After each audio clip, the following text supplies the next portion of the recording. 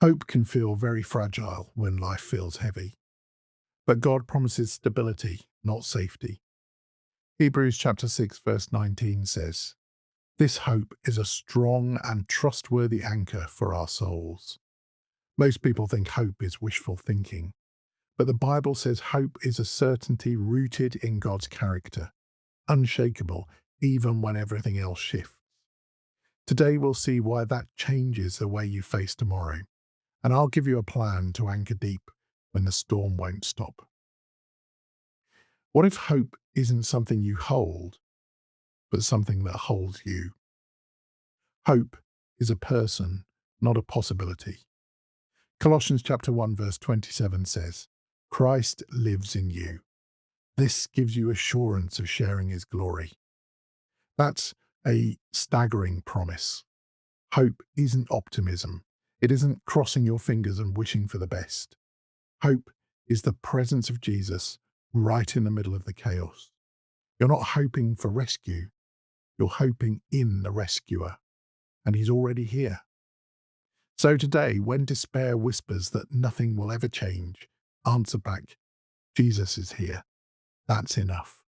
Not because the problem's solved, but because he's present, and his presence changes everything. Now, that sounds all well and good, doesn't it? But how does it work when the weight just won't lift? Well, here's the foundation. God's faithfulness is your anchor. Lamentations chapter 3 verses 21 to 23 says, "Yet I still dare to hope when I remember this. The faithful love of the Lord never ends." Jeremiah wrote those words sitting in the ruins of Jerusalem. Everything was gone. The temple, the city, the people. And yet he dared to hope. Why? Because he remembered who God is. When circumstances scream at us, "God's abandoned you," his character shouts back, "I never will." Hope anchors in who God is, not in what he does. So here's a practical step. Make a list today, not of what you've lost, but of what's still true about God. Start with this: he's faithful. Then keep going. You'll be surprised by how long that list gets. Well, that's the foundation, but how do we build on it when we're barely standing? Small obediences build unshakable hope. Romans chapter 5 verses 3 and 4 says, "We can rejoice too when we run into problems and trials, for we know that they help us develop endurance, and endurance develops strength of character, and character strengthens our confident hope." Suffering isn't wasted. It's a workshop. Hope doesn't grow stronger in ease. It goes stronger in resistance.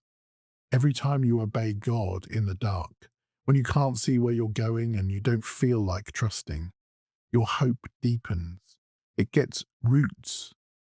So today, take one small, faithful step. Pray when you don't feel like it. Serve someone even though you're tired.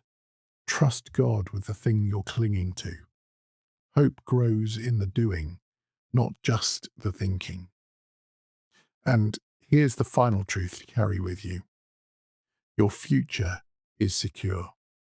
1 Peter chapter 1 verses 3 and 4 says, "All praise to God through the resurrection of Jesus Christ from the dead. Now we live with great expectation, and we have a priceless inheritance, kept in heaven for you, pure and undefiled, beyond the reach of change and decay." Peter wrote those words to scattered, suffering believers who had lost almost everything, and he told them the best was still to come. The worst this world can do can't touch what God has prepared for you. So when this life feels heavy, lift your eyes. Eternity is certain, and that shifts the weight. Here's what we've covered this week. Hope is a person, not a possibility. God's faithfulness is your foundation. Small obediences build unshakable hope, and your future is secure. The pain that we've carried with us all week, life feeling too heavy, finds its answer not in lighter circumstances, but in an anchor that holds Jesus. He's steady, he's staying, and he's enough. This series ends today, but the hope doesn't. Go back and revisit the day that spoke loudest to your soul. God is still speaking to you. Keep listening. Keep trusting. You're held. Tomorrow we begin a new series sharing how Jesus came to bring you new life, following on from today's all-age Bible message, fresh life for everyone. Jesus makes all things new. Join me again tomorrow morning as we study this together. God bless you.